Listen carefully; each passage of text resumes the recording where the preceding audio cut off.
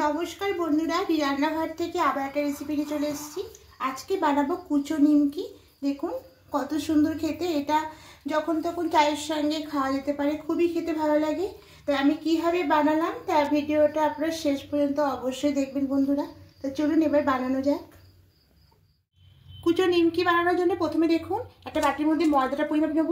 আমি এই বাটির সাহায্যে নেব, এক বাটি নিলাম। আমি আর এক বাটি ময়দা নিয়ে নেব। এই 2 বাটি ময়দা নিয়ে নিলাম। এবার পরিমাণ মতো লবণ দেব, কালো জিরা দেব,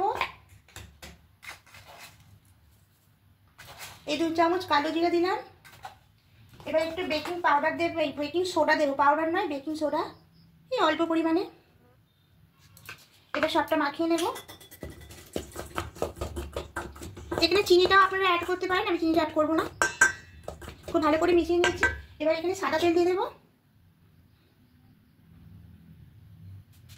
একটু বেশি করে ময়দাটা দিতে হবে। এবার খুব ভালো করে মাখিয়ে নেব।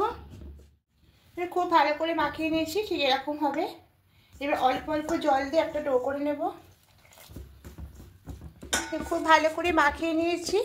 এবার ঢাকা দিয়ে 20 মিনিট রেস্টে রাখবো। এবার ঢাকাটা খুলে নেব, আর একটু ভালো করে মাখিয়ে নেব।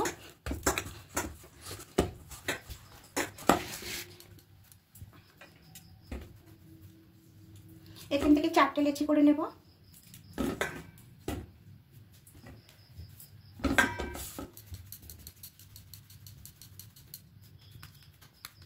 এবার একটা ছোটো চাটনি নিচ্ছি, এর মধ্যে তেল নিয়ে নেব।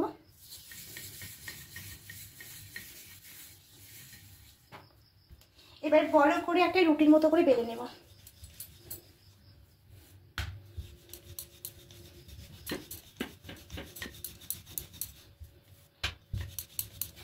দেখুন বেলা হয়ে গেছে। এবার এটাকে কেটে নেব ছুরি দিয়ে।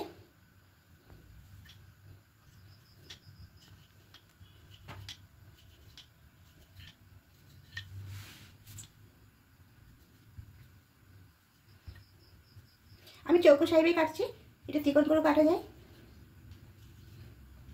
এইভাবে কুচো কুচো করে কেটে নেওয়া হয়েছে। আর তেল দিয়েছি, আগে থেকে রেখেছিলাম, তা তেলটা খুব গরম হয়ে গেছে। এবার নিমকিগুলো দিয়ে দেবো, এইভাবেই দিয়ে দেবো।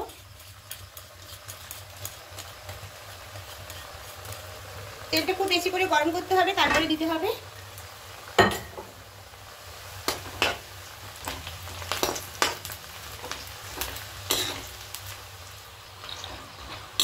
দেখুন নিমকিগুলো ভাজা হয়ে গেছে, এবার তুলে নেব।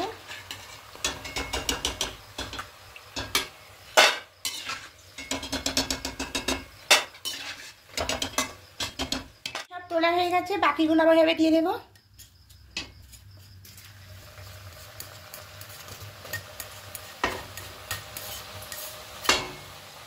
এগুলো ঠিক একই রকম করে ভেজে নেব।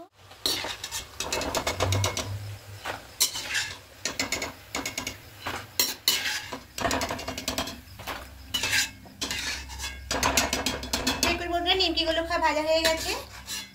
তার প্রথমে লাস্টে আমি কিছুটা চিকন করেছিলাম, দেখুন